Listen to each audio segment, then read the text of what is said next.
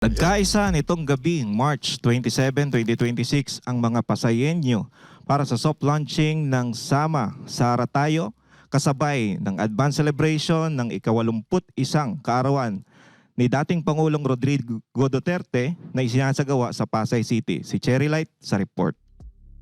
Naging emotional at makabuluhan ang Biyernes ng gabi para sa mga Pasayenyo sa paunang paglulunsad ng Sama Sara Tayo sa lungsod. Itinatag ang grupo upang ipakita ang buong suporta kay Vice President Sara Duterte kasabay ng pag-alala at pagdiriwang sa ika-81 kaarawan ng dating Pangulong Rodrigo Duterte. Tumatayong lead convener ng grupo, si dating Pasay City Councilor Edita Wawi Manguera. Itong amin pong inilulunsad ngayon ay para po sa mga tiga-Pasay na masigurado namin, matiyak namin at patinindigan namin ang aming malasakit sa ating mga kababayan upang ang ating pong maging Pangulo sa 2028 ay masigurado namin na si Inday Sara Duterte. Binigyan diin ng grupo ang kanilang paninindigan na no to impeachment na anila'y mahalaga upang mapanatili ang katatagan ng pamalaan sa gitna ng mga hamon ng bansa. Dagdag pa nila, dapat gamitin ang mga ganitong proseso ng may pag-iingat at hindi bilang kasangkapan sa politika. Mariin din nilang kinundena ang iba't ibang anyo ng korupsyon sa pambansa at lokal na antas, mga isyong anilay patuloy na humahadlang sa pag-unlad ng bansa. Kabilang sa kanilang binanggit ang umano'y hindi epektibong flood control projects, mga sinasabing ghost projects sa DPWH at ang tinaguriang maleta issue na may kinalaman sa kakulangan ng transparency at pananagutan. Sa gitna ng programa, hindi napigilan ng mga convenor ang magbigay ng personal na mensahe para sa dating Pangulo, mga pagbating may halong paghanga, pasasalamat at pananabi.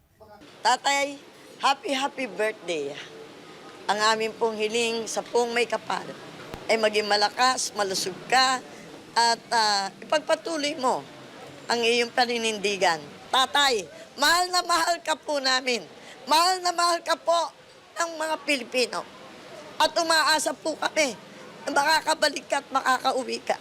Happy blessed birthday po, Tatay Digong. Again, I served under your leadership. I met you face to face sa 45 years ko po na nabubuhay dito at namulat sa politika. There will never be any other president like you.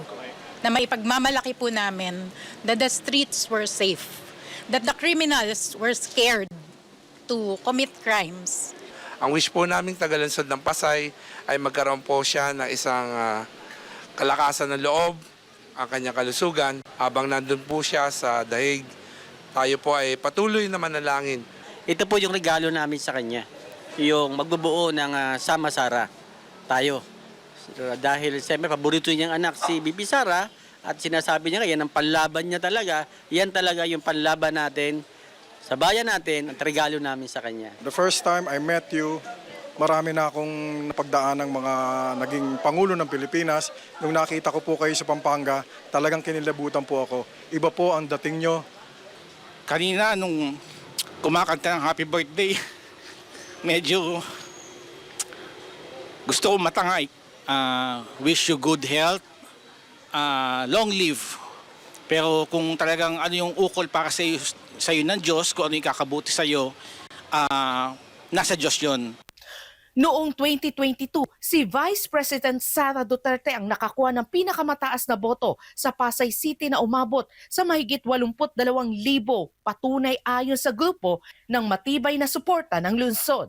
Para sa Diyos at sa Pilipinas kong mahal, Cherry Light, SMNA News.